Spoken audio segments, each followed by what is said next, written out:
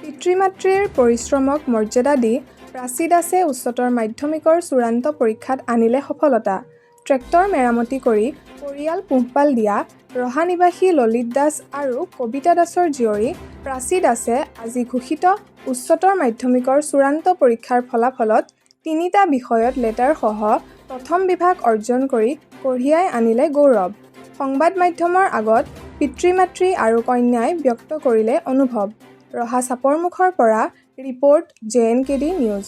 ভালে হৈছে, এই কষ্টৰ মাজেদি পঢ়ুৱাইছোঁ আৰু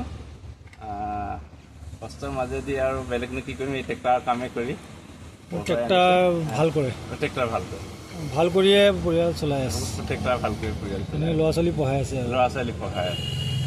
এই কাম কিমান বছৰৰ পৰা কৰি আছে? এই মোৰ 32 বছৰলৈ এয়া কাম কৰি থকা। এইটো কাম দিয়ে চলি আছে, এইটো কাম দিয়ে চলি আছে। ছোৱালীয়ে ৰিজাল্টটো কেনেকুৱা? ফাৰ্ষ্ট ডিভিজন 3টাত লেটাৰ লৈ পাছ কৰিছে। কোন কলেজৰ পৰা? মই এইখন নগাঁও মেট্ৰিক। ভাল লাগিছে বহুত, মানে ভাল ৰিজাল্ট এটা কৰিব পাৰিলোঁ যে।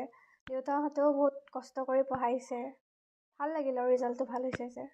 মোৰ দেউতাৰ গেৰেজ আছে, ট্ৰেক্টৰৰ, তাৰপাছত গেৰেজত কাম কৰে। মেট্ৰিক ছিনিয়ৰ ছেকেণ্ডেৰী নগাঁৱৰ পৰা।